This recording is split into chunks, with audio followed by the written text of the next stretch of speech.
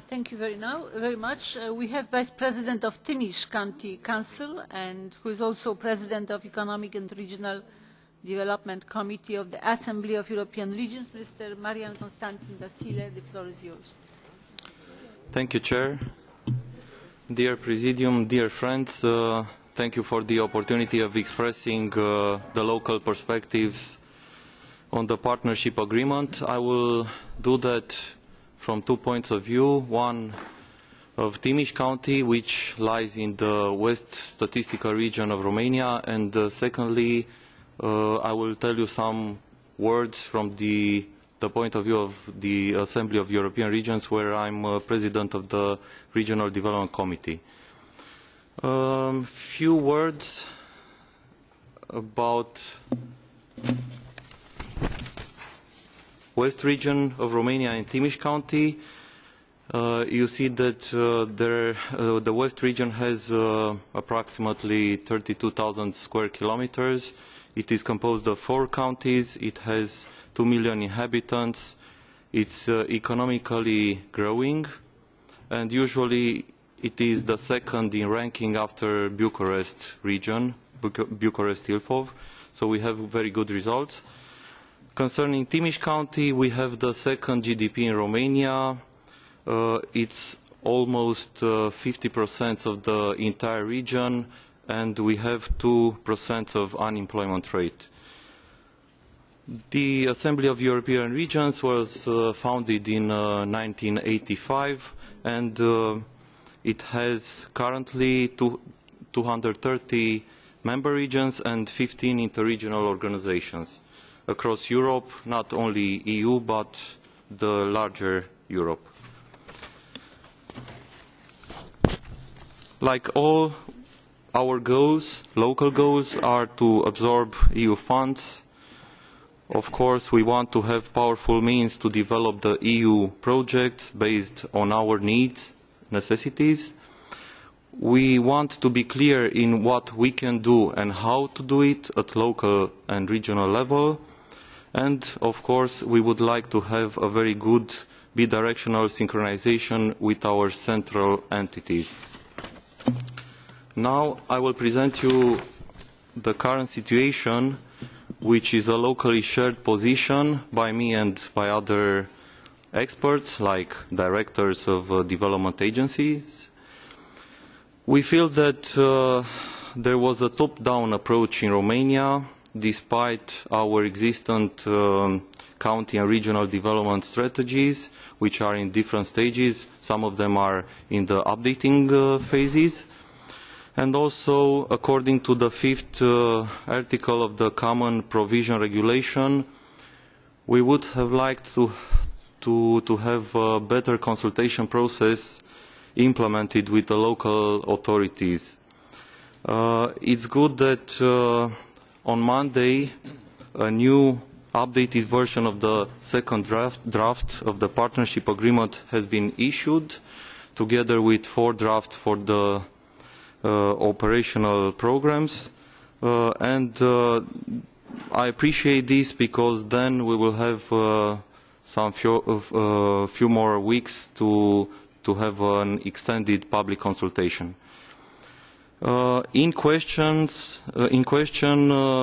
from the local entities are the priorities linked to the general objectives like 2020 strategy, also the strategic focus and the financial allocations. I could tell you that we felt that in the interinstitutional committee there were more thematic discussions but less correlation and coherence aspects discussed.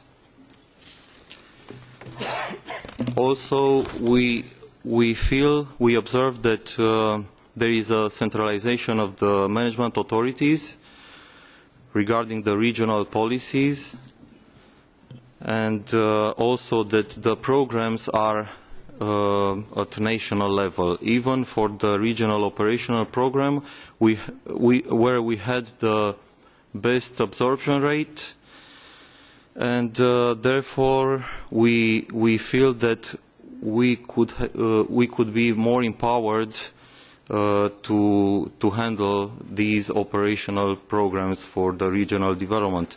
Of course, we realize that the financial allocation is better than in the past, but it is not really balanced between the central level and the regional level. So we feel that something could be improved, especially that there is a pattern applied for all regions in Romania, regardless the needs and the different necessities they have. Some sectors were not treated in a unitary and visionary manner, for example, energy, health, IT and C sectors. Concerning Article 7 from the CPR, 5% of the money could be allocated towards the integrated actions, and we feel that we have enough capacity to handle all those money to be really well used. We have an economic development agency for both county and region, and also an energy management association, for example, so we feel that we could be empowered more. We have an issue with the Romanian-Hungarian program, which is a best practice in CBC, but unfortunately we cannot agree upon the thematic objectives yet and the strategic projects and also the management authority place. Therefore, it could be that we will lose the entire program, even if it had and it has a very good absorption rate, almost 100%. So this is a risk for us. Then we have problems with the capacity of the public institutions, as said, with the motivation and competence of people, because the salaries are small, and also we have a lack of trust regarding the mechanisms and procedures at national level. I could give you an example. We have a project where 4 bodies checked a project, and finally, after 1 year, we received corrections and penalties.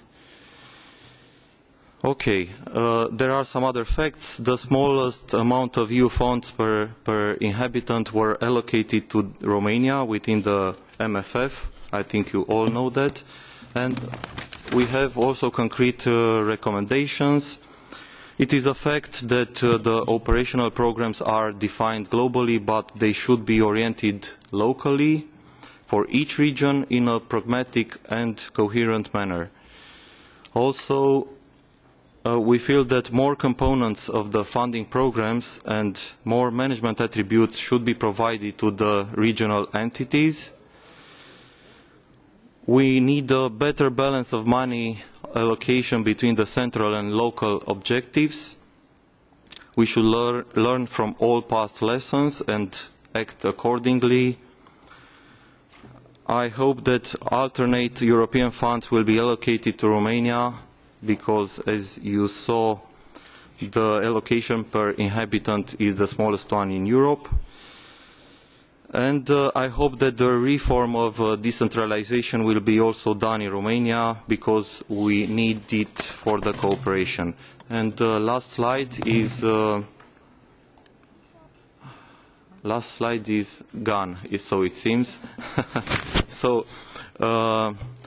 Few words about the Assembly of European Regions. We are lobbying and monitoring for the implementation of the partnership principles with all the regions which are in the Assembly.